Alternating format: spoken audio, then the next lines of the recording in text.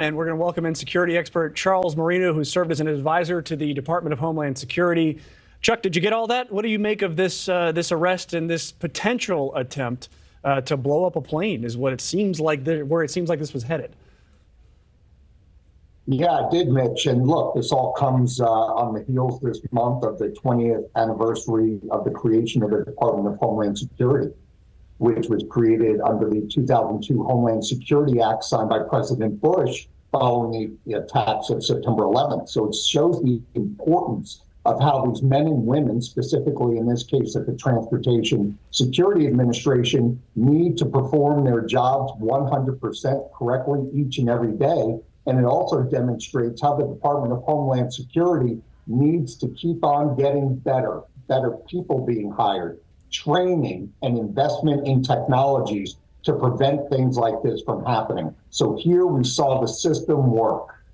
And so many of the security systems that were in place after 9/11 and specifically after the Richard Reed shoe bomber incident, those things are still in place some 20 years later. Is this why? To catch exactly one person like this, if we can prevent one tragedy, it's worth it? Well, that's right. I mean, first, this obviously demonstrates that the aviation sector remains a very real target for those wanting to do harm to a large amount of people. And secondly, it also demonstrates that we need to stay ahead in terms of policies and procedures, not just against international organized groups, but also those that may be homegrown, as in the case here where you have an individual that has a minor criminal history and makes this very large jump to now trying to bomb an airliner. So the FBI's got their work cut out for them. They'll see if there's an international connection here, if there's a domestic connection to any known domestic terrorist groups or individuals, and find out exactly why this individual was the one to deliver these devices.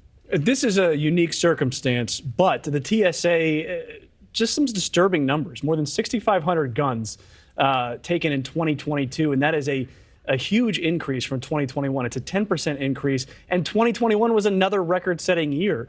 So it looks like TSA at least is staying ahead of a lot of the evildoers, but you worked at DHS to implement a national campaign of see something, say something. Is it more than the TSA here? Do we need everyday citizens to be keeping an eye on each other?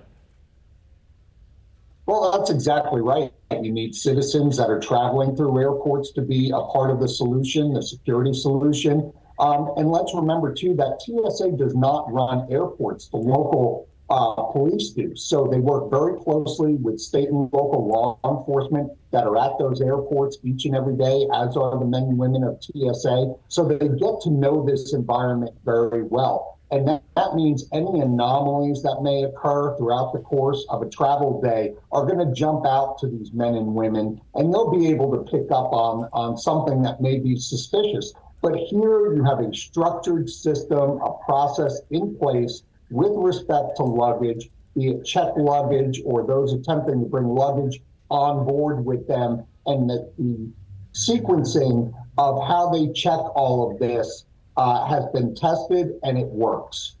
It certainly worked here. Charles Marino, thank you very much for joining us. Thank you for watching. Go to newsnationnow.com to find NewsNation on your television provider. And don't forget to click the red subscribe button below to get more of NewsNation's fact-driven, unbiased coverage.